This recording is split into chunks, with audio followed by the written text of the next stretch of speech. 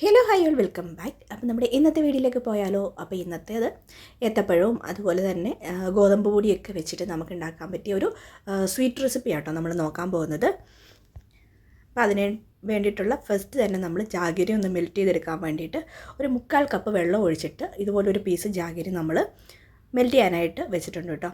അതിൻ്റെ ഇടയ്ക്ക് ഇത് റെഡിയാക്കിയ ശേഷം നമുക്കൊന്ന് സെറ്റ് ചെയ്തെടുക്കാൻ വേണ്ടിയിട്ടുള്ള ട്രേയും കൂടെ ഒന്ന് സെറ്റാക്കി വെക്കുന്നുണ്ട്. ഞാൻ ദാ ഇതുപോലെ ചെറിയ ട്രേകൾ എടുത്തിട്ടാട്ടോ സെറ്റാക്കി എടുക്കാമെന്ന് വിചാരിക്കുന്നത്. അപ്പം നമ്മുടെ കയ്യിലുള്ള ഒരു പാത്രം എടുത്താൽ മതി, ഏതെങ്കിലും ഒരു പാത്രത്തിൽ സെറ്റാക്കി വെക്കാവുന്നതാണ് കേട്ടോ. പിന്നെ ഞാൻ ജാഗരി ഇട്ട് കൊടുത്തപ്പം ഇതുപോലെ വലുപ്പത്തിലാണ് ഇട്ട് കൊടുത്തിട്ടുണ്ടായിരുന്നത്. വേണമെന്നുണ്ടെങ്കിൽ കട്ട് ചെയ്ത് ചെറിയ പീസസ് ആയിട്ട് ഇട്ട് കൊടുക്കാം, അല്ലാന്നുണ്ടെങ്കിൽ പൊടിച്ചതാണെന്നുണ്ടെങ്കിൽ അത് ഉപയോഗിച്ചിട്ട് ചെയ്യാവുന്നതാണ് കേട്ടോ. അപ്പം നിങ്ങളും ഇതുപോലെ വലിയ പീസായിട്ടാണ് ഇട്ട് കൊടുക്കുന്നതെന്നുണ്ടെങ്കിൽ നമ്മൾ വെള്ളം ആഡ് ചെയ്ത് കൊടുത്ത ശേഷം ഒരടപ്പ് കൊണ്ട് ഒന്ന് അടച്ചും കൂടെ വെച്ച് കൊടുത്തു കഴിഞ്ഞാൽ പെട്ടെന്നൊന്ന് മെൽറ്റായി കിട്ടും കേട്ടോ.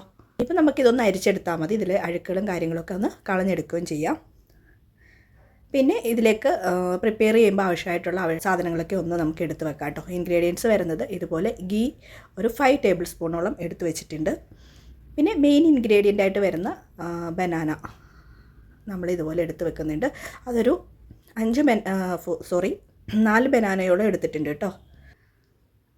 അപ്പോൾ ഇതുപോലെ നേന്ത്രപ്പഴം നമ്മൾ ഇതുപോലെ ഒരു ഫോർക്ക് കൊണ്ടിട്ട് വേണമെന്നുണ്ടെങ്കിൽ ഇതുപോലെ സ്മൂത്താക്കിയിട്ട് എടുക്കാം, അല്ലാന്നുണ്ടെങ്കിൽ മിക്സിയുടെ ജാറിലിട്ടിട്ട് നല്ല രീതിയിലൊന്ന് അരച്ചെടുത്താൽ മതി കേട്ടോ. അപ്പം ഞാൻ ഇവിടെ മിക്സിയുടെ ജാറിലിട്ട് അരച്ചെടുക്കുന്നുണ്ട്. പിന്നെ ഇപ്പോൾ കാണിച്ചിട്ടുണ്ടായിരുന്നു നമ്മൾ ഏലക്കയും ജീരകവും കൂടെ ഒന്ന് പൊടിച്ച് വെച്ചിട്ടുണ്ടായിരുന്നതാണ്. പിന്നെ നമ്മൾ ആദ്യം എടുത്ത് വെച്ചിട്ടുണ്ടായിരുന്ന ഗീ, അതുപോലെ തന്നെ കുറച്ച് കാഷ്യൂസും അതുപോലെ ബദാമും കൂടെ എടുത്തിട്ടുണ്ട് കേട്ടോ. അപ്പം നമ്മൾ ആദ്യം എടുത്ത് വെച്ചിട്ടുണ്ടായിരുന്ന ഗീയിൽ നിന്നും 1 ടേബിൾ സ്പൂൺ ഒഴിച്ചിട്ട് ഈ കാഷ്യൂസും അതുപോലെ തന്നെ ബദാമും ഒന്ന് ഫ്രൈ ചെയ്തെടുക്കുന്നുണ്ട് കേട്ടോ. ഒന്ന് ചെറുതായിട്ടൊന്ന് സോട്ട് ചെയ്തെടുക്കുന്നുണ്ട്. എന്നിട്ട് അതൊന്ന് നമുക്ക് മാറ്റി വെക്കാം.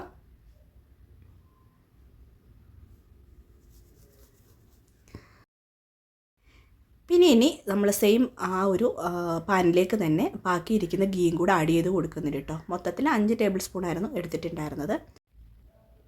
അപ്പം ഞാൻ ഇവിടെ ട്രേ സെറ്റ് ചെയ്തേക്കുന്നതിൻ്റെ ഉള്ളിൽ ഒരു ബട്ടർ പേപ്പർ വെച്ച് കൊടുത്തിട്ടുണ്ട്. അതുപോലെ തന്നെ കുറച്ച് ഗീയും അതിൻ്റെ ഉള്ളിലൊന്ന് സ്പ്രെഡാക്കി കൊടുത്തിട്ടുണ്ട് കേട്ടോ, ബട്ടർ പേപ്പറിൻ്റെ മുകളിലായിട്ട്. ഇനിയിപ്പം നമ്മൾ ഇട്ട് കൊടുത്തിട്ടുള്ളത് ഗീ ഒന്ന് മെൽറ്റായി വന്നപ്പോൾ അതിലേക്ക് നമ്മൾ ഗോതമ്പ് പൊടിയാട്ടോ ഇട്ട് കൊടുത്തിട്ടുള്ളത്. അത് 1 കപ്പാണ് ഇട്ട് കൊടുത്തിട്ടുള്ളത് കേട്ടോ. ഇനി ഒന്ന് നല്ല രീതിയിൽ ഈ ഒരു ഗീയിൽ ഇതൊന്ന് നല്ല രീതിയിലൊന്ന് സോട്ട് ചെയ്തെടുക്കണം.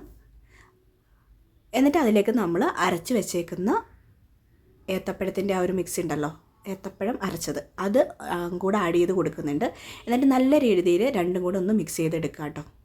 പെട്ടെന്ന് തന്നെ മിക്സായി വരും.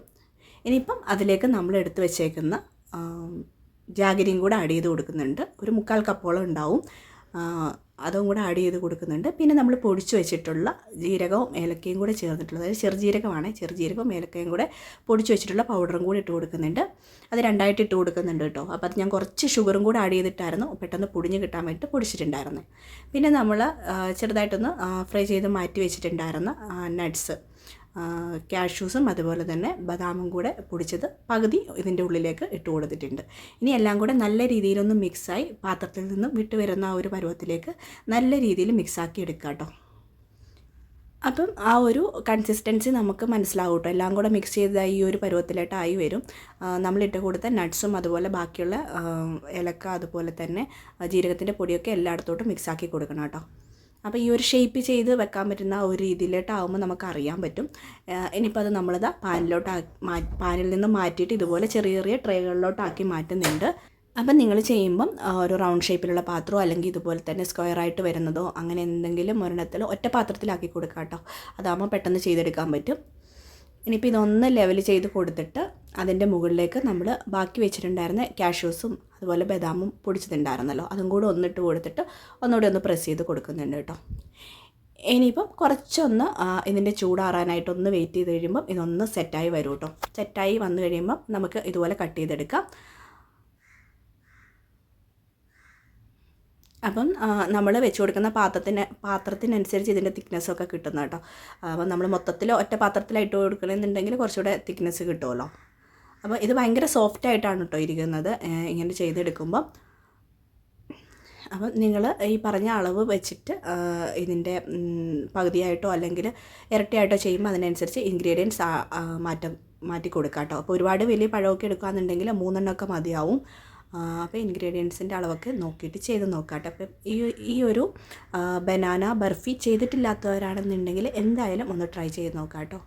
അപ്പോൾ അത്രേ ഉള്ളൂ. മറ്റൊരു വീഡിയോയിൽ വീണ്ടും കാണാം. Till then bye.